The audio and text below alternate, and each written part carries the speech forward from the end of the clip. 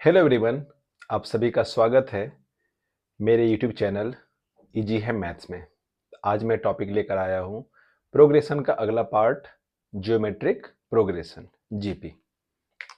हमने एपी के बारे में सीखा, अब यहाँ पर आता है जीपी, ज्योमेट्रिक प्रोग्रेशन। इसमें क्या है कि अगर n टर्म्स, मान लो कि a1, a2, a3 and so on, हमने लिया है टर्म यहाँ पर n टर्म ले लिया। अब एपी में था डिफरेंस और यहां पर आएगा रेशियो। रेशियो किसका? कॉन्जुगेटिव टर्म्स का। a2 by a1 equal to a3 by a2 and equal to so on equal to an by ले लेते हैं an माइनस 1। अगर ये कांस्टेंट है जिसका नाम रखते हैं r, ठीक है, r ही है यहां पर कॉमन रेशियो। अगर ये कांस्टेंट है तो ये सारे terms a1, a2, a3 so on ये रहेगा इन जीपी। तो ये सब किस में है? इन जीपी, ठीक है, ये ध्यान में रखना है। अब रही बात, यहां पर रेशियो हो रहा है कांस्टेंट, ठीक है, तो इसका मतलब अगर मुझे a2 लिखना है तो a2 equal to a1 into r. जरा चेक कर सकते हो, अगर मुझे a2 चाहिए तो a2 by a1 equal to are है, तो a1 इंटू आर, ठीक है। अब इसी में अगर हमें a3 चाहिए तो a3 इक्वल टू कितना होगा? a2 into r, a2 into r. But a2 हमारे पास क्या है? a1 into are. मान लेते हैं यहाँ पर a1 जो हमारा अगर a है फर्स्ट टर्म, तो देयरफॉर a3 इक्वल टू हमें मिला यहाँ पर a r स्क्वायर, ठीक है। तो एक पैटर्न देख लेते हैं पहले कि a2 हमें मिला हुआ है a इंटू आर, ठीक है। अब a3 हमें मिला है a इंटू आर स्क्वायर, ठीक। अब अगर मुझे a4 लिखना होगा तो ये क्या होगा? ए आर क्यूब, ठीक है। जो नंबर पोजीशन टर्म का, उससे जो आर का पावर है एक कम हो रहा है। सेकेंड टर्म आर का पावर 1, थर्ड टर्म आर का पावर 2, फोर्थ टर्म आर का पावर 3। तो इस तरह से जब मुझे ए एन निकालना होगा, nth टर्म, तो a into r raise to power n minus 1 एक कम हो जाएगा पोजीशन टर्म का n, और r का पावर उससे एक कम, ठीक है। अब इसमें बात आती है, हमने निकाल लिया nth टर्म, जो मान लो कई जगह पर आप लोगों को tn मिलेगा, तो tn equal to a into r raise to power n minus 1, ये हो गया nth टर्म। इस तरह से जो भी टर्म निकालना हो आप निकाल सकते हो।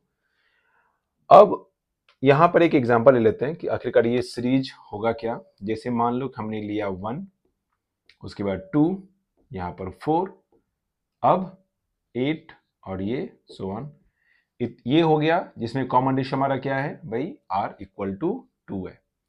अब दूसरा टर्म लेते हैं, मान लो हमने 1 लिया, देन 1 बाय 10, देन 1 बाय 100, ठीक है। तो इसके बाद का टर्म क्या होगा? 1 बाय 1000 एंड सो ऑन। तो यहां पर जो है कॉमन रेशियो जो मिल रहा है वो क्या मिल रहा है? 1 बाय 10। हम इसको ऐसा भी लिख सकते हैं, 1 हो गया, उसके 10 रेज टू पावर माइनस 1 है, 10 raise to power minus 2, 10 raise to power minus 3 and so on. Clear है? दोनों एक ही बात है। हमने एक में लिखा है फ्रैक्शन के फॉर्म में, दूसरे को लिखा हमने एक्सपोनेंट के फॉर्म में, जो कि साफ साफ एक्सपोनेंट हमें दिख रहा है यहाँ पर क्या चेंजेस हो रहा है। जरूरी नहीं है कि यहाँ पर हमने 2 लिया है, फिर यहाँ पर 4 है, फिर 8 है, r इक्वल टू 2 हमने लिया, उसका जो है दिख रहा है पावर वाला फॉर्म। अगर हमने यहाँ पर 10 लिया है तो 10 का पावर वाला फॉर्म दिख रहा है। वो बस इस वजह से है क्योंकि यहाँ पर 1 है, यहाँ पर 1 हमने लिया है। मान लो कि कोई बोलेगा कि सर अगर चेंज किया जाए तो क्या होगा? चेंज कर लो, बिल्कुल कर लो। हमने यहाँ पर 3 रखा, 3, उसके बाद आएगा 12, उसके बाद आएगा 48, ठीक है। अब यहाँ पर फर्स्ट हमारा 3 है, 3 को किससे मल्टीप्लाई करेंगे जो 12 होगा? ऑब्वियस बात है 4। फिर 12 को किससे मल्टीप्लाई करेंगे? 48 होगा 4। तो यहाँ पर कॉमन रेशियो हमारा क्या हो रहा है? 4 हो रहा है। तो पहला टर्म तो 3 का मल्टीपल, देन ये 12, देन 48। अब इसी में अगर बोला जाए कि भाई अगर हमने 3 लिया और बाय 2 अगर किया, तो अगला टर्म जो हम रखेंगे 3 बाय 6 रखेंगे, ठीक है।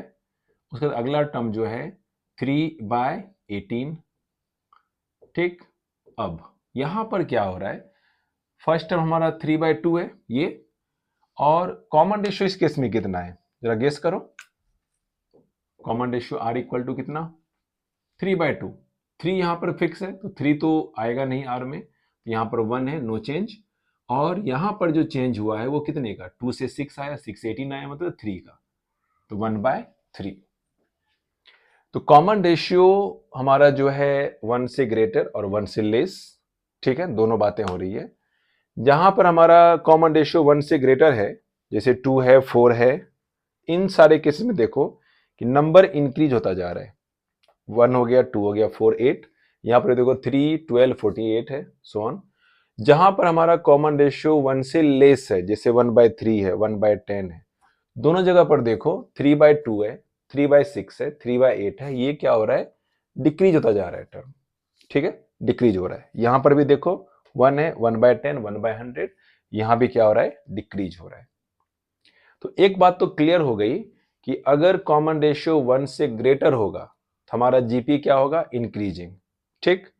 और दूसरी बात यहां पर है कि अगर हमारा जो है कॉमन रेशियो 1 से लेस है, ध्यान रखना 1 से लेस की बात कर रहा हूं, तो उसमें दिखा कि हमें यहां सारे के सारे टर्म्स क्या हो रहा है, डिक्रीजिंग मोड पे जा रहा है।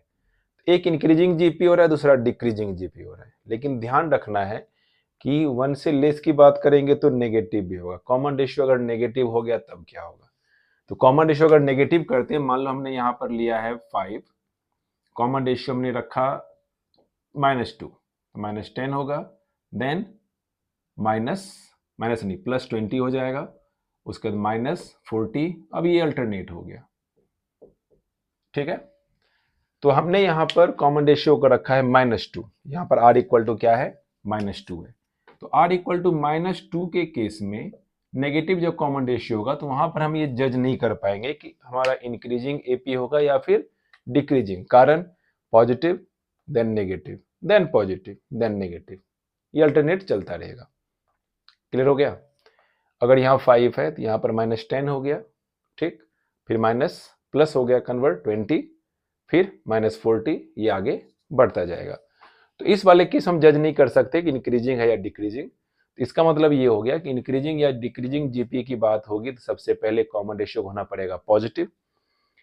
0 से लेकर के 1 के बीच अगर कॉमन रेशियो है तो उस केस में क्या होगा, जीपी डिक्रीजिंग, और जब 1 से ग्रेटर होगा तो जीपी उसमें क्या होगा, इंक्रीजिंग, ठीक है।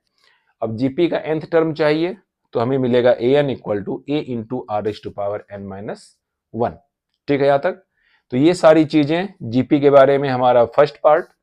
अब इसमें नेक्स्ट वीडियो में आएंगे हम इसको लेकर के जीपी का सम फाइंड आउट करने के लिए। उसके बाद फिर जब 3 टर्म जीपी में होगा तो क्या रिजल्ट आएगा, इन सब सारी चीजों को लेकर के आते हैं नेक्स्ट वीडियो में।